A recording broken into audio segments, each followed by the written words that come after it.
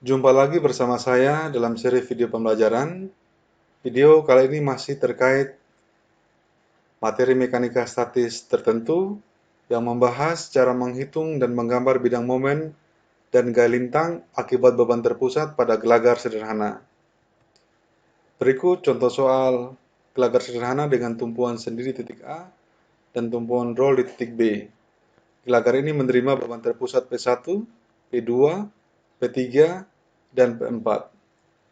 Pertanyaannya adalah, hitung dan gambar bidang momen dan gaya lintang.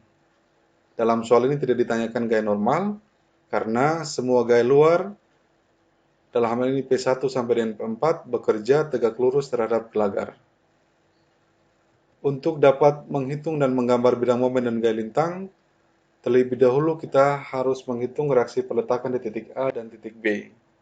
Kita misalkan arah reaksi di titik A dan titik B ke atas.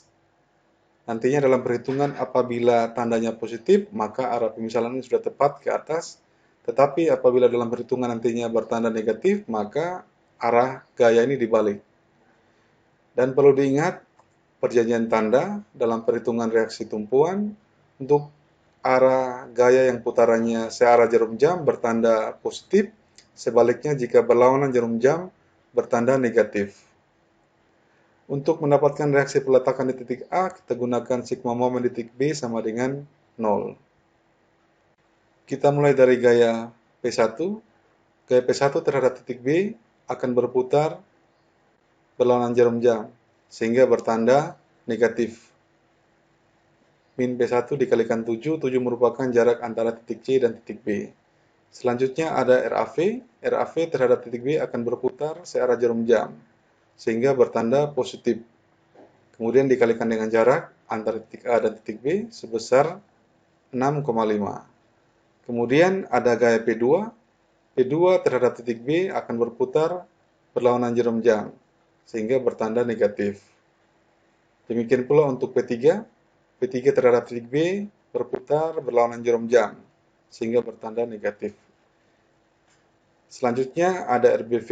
RBV di sini sebenarnya bisa diabaikan karena tidak terdapat jarak atau berimpit dengan titik B, atau jaraknya sama dengan 0.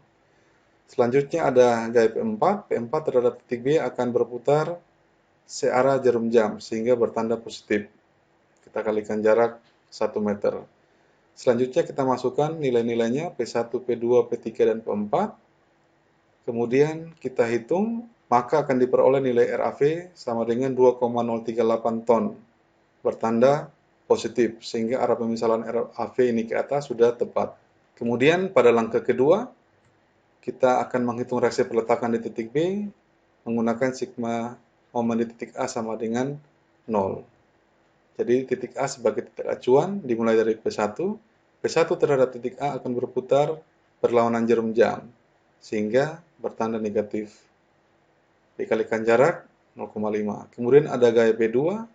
P2 terhadap titik A akan berputar searah jarum jam, sehingga bertanda positif. Demikian pula untuk P3, berputar searah jarum jam terhadap titik A, bertanda positif.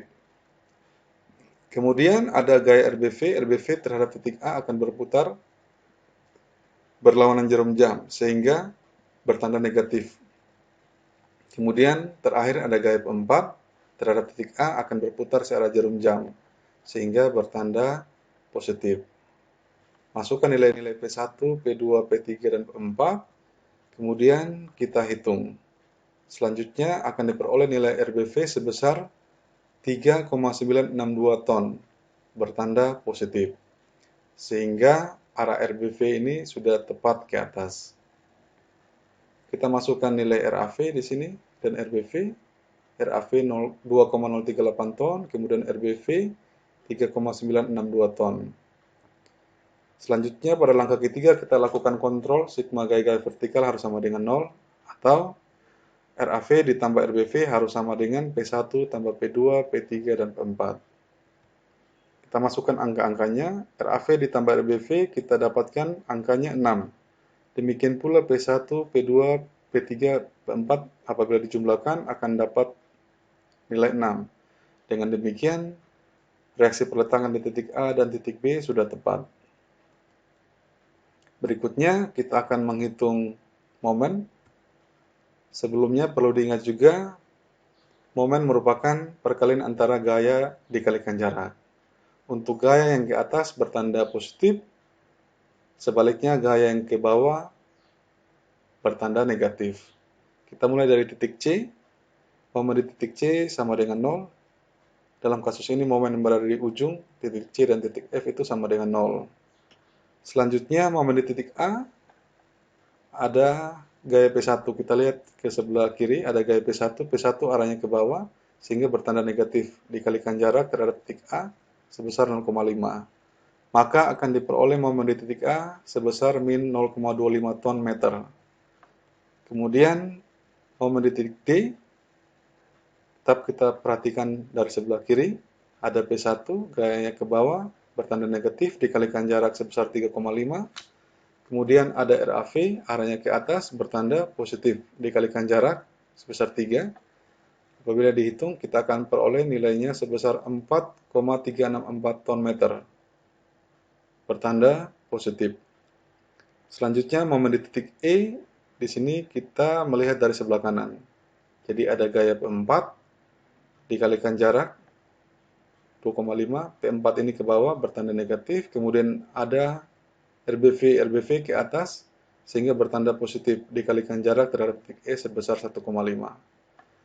Momen di titik E kita akan peroleh nilainya sebesar 3,443 ton meter, bertanda positif. Momen di titik E juga ini dapat kita menghitung dari sebelah kiri.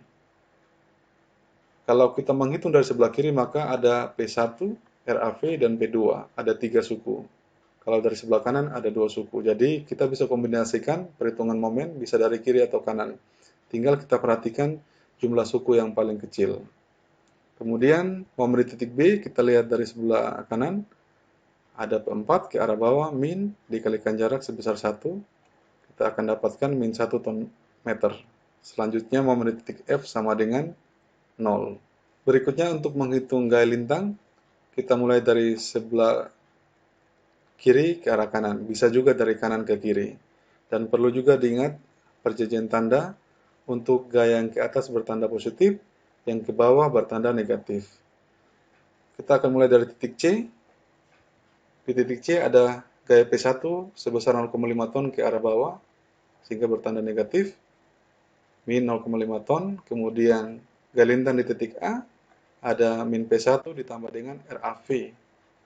Kita akan dapatkan positif 1,538 ton. Kemudian gaya lintang di titik D, kita peroleh dari nilai DA dikurangi dengan P2. DA sebesar 1,538 ton dikurangi dengan P2 karena gayanya ke arah bawah. Kita akan dapatkan nilai gaya lintang di titik D sama dengan min 0,462 ton. Demikian pula untuk gaya lintang di titik E, kita peroleh dari gaya lintang di titik D dikurangi dengan P3. Kita akan dapatkan nilainya min 2,962 ton. Selanjutnya, gaya lintang di titik B, gaya lintang di titik E ditambah dengan RBV. RBV ke atas sehingga bertanda positif. Gaya lintang di titik B nilainya sama dengan 1 ton, bertanda positif. Selanjutnya, gaya lintang di titik F, DB dikurangi dengan P4 karena P4 ke arah bawah. DF sama dengan 0. Jadi di sini pastikan nilai akhir ini harus sama dengan 0. Jika tidak sama dengan 0, maka perhitungan di atas harus dicek kembali. Selanjutnya pada langkah ke-6, kita akan menggambar bidang momen dan gaya lintang. Nilai momen ini kita sudah peroleh dari perhitungan sebelumnya. Sekarang tinggal menggambar bidang momen. Kita mulai dari momen di titik C sama dengan 0. Kemudian momen di titik A sama dengan min 0,25 ton. Kita gambarkan ke atas. Yang positifnya di bawah, negatif di bagian atas. Kemudian momen di titik D sama dengan 4,364 ton meter positif. Demikian pula untuk momen di titik E positif 3,443 ton. Kemudian ada nilai min 1 ton meter di titik B. Kita gambarkan di atas dan momen di titik F sama dengan 0. Gambar ini tidak di skala, tapi perlu diingat pada saat penggambaran harus proporsional dan masuk akal. Artinya misalkan di sini 3,443 ton tidak boleh lebih besar dari atau tidak boleh lebih panjang dari 4,364 ton meter.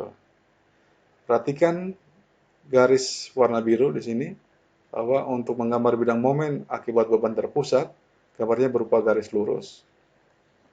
Selanjutnya, kita menggambar bidang gaya lintang. Gaya lintang ini kita sudah peroleh dari perhitungan sebelumnya. Tinggal kita masukkan gaya lintang di titik C, ada gaya P1 ke bawah, min 0,5. Kemudian gaya lintang di titik C sebesar 1,538 ton. Dari sini 1,538 ton. Kalau dari bawah ini nilainya sama dengan RAV. Kemudian momen di titik gaya lintang di titik D sama dengan min 0,462. Min ke bawah 0,462. Kemudian berupa garis lurus ke arah kanan. Momen gaya lintang di titik D sama dengan min 2,962 ton. Kemudian garis lurus. Gaya lintang di titik B sebesar 1 ton. Ini 1 ton meter positif. Dari bawah ke sini merupakan RBV. Kemudian gaya lintang di titik F ini kembali lagi ke garis 0. Jadi garis ini merupakan garis 0. Perhatikan untuk penggambaran gaya lintang akibat beban terpusat ini berupa segi 4. Ini perhatikan segi 4. Untuk mengetahui lebih jelas perjanjian tanda dan bentuk diagram momen dan gaya lintang, silakan cek link video pada bagian deskripsi dari video ini. Demikian video pembelajaran kali ini. Sampai jumpa pada video-video selanjutnya.